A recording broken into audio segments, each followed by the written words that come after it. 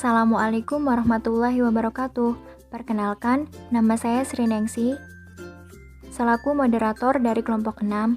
Kelompok 6 yang beranggotakan Fadli Surya Ramdhani, Puji Lestari, Hafirda Nurulita, Neng Salama Anissa Amalia, dan saya sendiri Sri Nengsi. Kami dari semester 1 kelas B, Program Studi Pendidikan Guru Sekolah Dasar Universitas Majalengka. Pada kesempatan kali ini, kami akan menjelaskan tentang dimensi dan pendidikan IPS. Langsung saja, saya akan membagikan materinya. Materi yang pertama akan dijelaskan oleh saya sendiri, materi yang kedua akan dijelaskan oleh Hafirda, materi yang ketiga akan dijelaskan oleh Neng Salamah, materi keempat dijelaskan oleh Puji Lestari, dan yang terakhir akan dijelaskan oleh Fadli. Langsung saja ke materi yang pertama, akan dijelaskan oleh saya sendiri. Saya akan menjelaskan tentang dimensi dan struktur pendidikan IPS. Di mana dimensi dan struktur pendidikan IPS merupakan dasar dari sumber pembelajaran, khususnya dalam pengorganisasian materi yang diselenggarakan oleh guru, agar dapat mengarahkan, membimbing, dan mempermudah penguasaan sejumlah konsep dasar, sehingga mereka dapat membentuk struktur pengetahuan mereka sendiri. Tugas ini sebenarnya tidak mudah, mengingat kemampuan siswa sekolah memiliki latar belakang kemampuan dan lingkungan belajar yang berbeda. Oleh karena itu, sangat perlu ada upaya pencarian dan penerapan model pembelajaran agar proses belajar mengajar lebih berkualitas. Oleh karena itu, diperlukan dimensi dan struktur pendidikan IPS. Nah, langsung saja saya akan menjelaskan salah satu dari dimensi pendidikan IPS, yaitu dimensi pengetahuan. Di mana setiap manusia tentunya memiliki kelebihan dan wawasan tentang pengetahuan sosial yang berbeda-beda, baik yang berpikir sebatas lingkungan dan ada juga yang berpendapat mencakup alasan-alasan yang sesuai dengan fakta.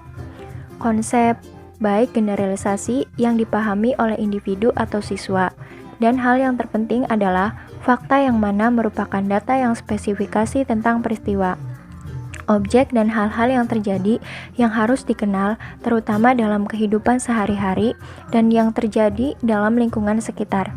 Konsep dasar yang relevan untuk pembelajaran IPS diambil terutama dari disiplin ilmu-ilmu sosial. Konsep-konsep tersebut juga tergantung pula pada jenjang dan kelas sekolah, misalnya konsep sejarah, antropologi, sosiologi, bahkan ekonomi, juga dari ilmu pariwisata, geografi, sosiologi, sejarah maupun politik.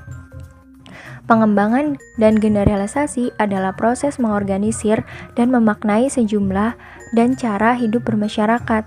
Merumusan generalisasi merupakan rumusan dan pengembangan konsep merupakan tujuan pembelajaran IPS yang harus dicapai oleh siswa, tentunya dengan bimbingan guru.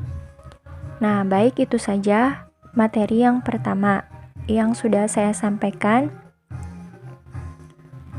Selanjutnya, materi yang kedua yaitu akan dijelaskan oleh Hafirda Nurulita. Waktu dan tempat kami persilakan. Assalamualaikum warahmatullahi wabarakatuh. Perkenalkan, nama saya Hafirda Nurulita akan menjelaskan materi yang kedua, yaitu dimensi keterampilan atau skill. Dalam pendidikan IPS sangat diperlukan dan memperhatikan juga dimensi keterampilan, di samping pemahaman dimensi pengetahuan. Dimensi keterampilan atau skill juga penting bagi siswa untuk mengolah dan menerapkan informasi untuk mempersiapkan mereka menjadi warga negara yang mampu berpartisipasi sosial dalam kehidupan yang demokratis. Keterampilan yang harus dikembangkan dalam pembelajaran pendidikan IPS meliputi kemampuan meneliti, kemampuan berpikir dalam memecahkan masalah, keterampilan untuk berinteraksi dan bekerja sama dengan orang lain, serta mengembangkan kemampuan siswa untuk berani berkomunikasi, mengungkapkan pemahaman atau gagasannya, sehingga siswa selalu diberikan motivasi untuk menjadi pendengar dan pembicara yang baik.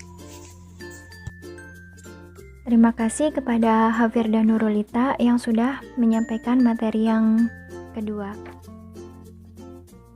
Selanjutnya, materi yang ketiga akan disampaikan oleh Neng Salamah. Waktu dan tempat kami persilakan.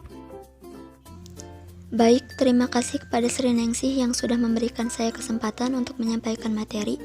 Sekarang saya akan menyampaikan materi poin ketiga, yaitu tentang dimensi nilai dan sikap atau values and attitude.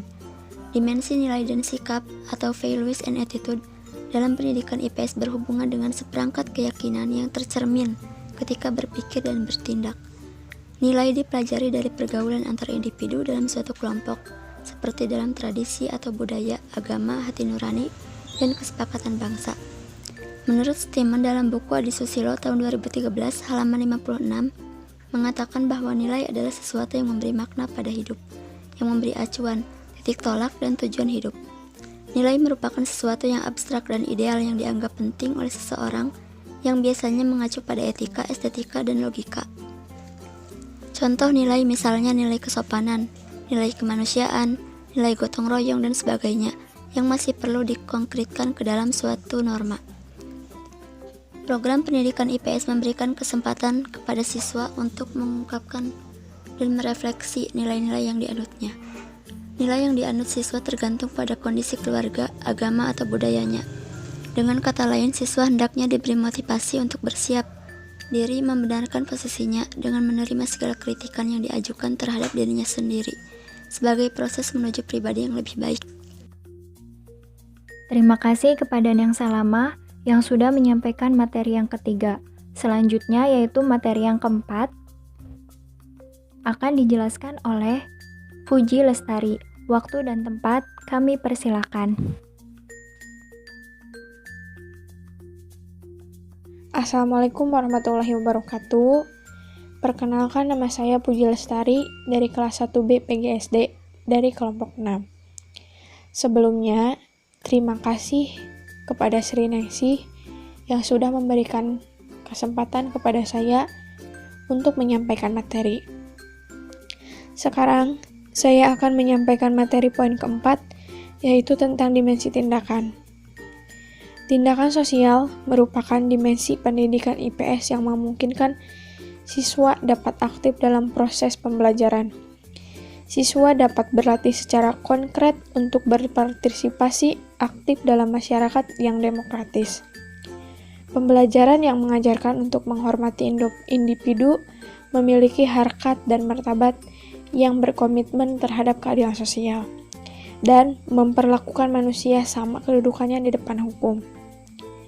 Fokus utama dari program IPS adalah membentuk individu-individu yang memahami kehidupan sosialnya dunia manusia, aktivitas dan interaksinya yang ditunjukkan untuk menghasilkan anggota masyarakat yang bebas, yang mempunyai rasa tanggung jawab untuk melestarikan, melanjutkan, dan memperluas nilai-nilai dan ide-ide masyarakat bagi generasi masa depan. Terima kasih kepada Fuji Lestari yang sudah menyampaikan materi yang keempat. Untuk materi yang terakhir akan disampaikan oleh Fadli Surya Ramdhani. Waktu dan tempat kami persilahkan. Oke, perkenalkan, nama saya Fadli dan saya akan menjelaskan materi terakhir dari kelompok 6 yang berjudul Struktur Pendidikan IPS. Model pembelajaran alternatif untuk bidang ilmu-ilmu sosial telah diperkenalkan dengan aneka ragam istilah seperti model insecurity, problem solving, berpikir kritis, pengambilan keputusan, dan sebagainya. Dan ada pula model struktur ilmu pengetahuan terdiri atas unsur-unsur, atribut, konsep, generalisasi, dan konstruksi.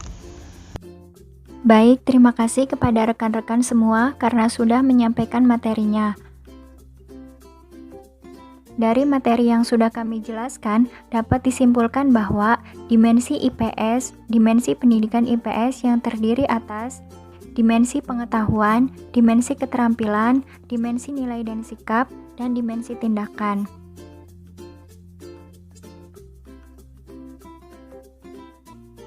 merupakan suatu kesatuan yang memiliki karakteristik masing-masing, tetapi dalam proses pembelajaran merupakan suatu kesatuan yang saling melengkapi. Kedudukan berpikir abstrak dalam belajar disiplin ilmu-ilmu sosial jelas bahwa pendidikan IPS harus didasarkan pada kemampuan berpikir abstrak yang tinggi. Sebab yang diteliti merupakan fenomena atau kejadian di kehidupan sosial manusia. Secara konseptual, dimensi pengetahuan mencakup fakta, konsep, generalisasi, dan teori yang bersumber dari pengamatan dari kegiatan di masyarakat. Mungkin itu saja yang dapat kami sampaikan. Untuk kekurangannya kami mohon maaf. Wabillahi taufiq wal hidayah. Wassalamualaikum warahmatullahi wabarakatuh.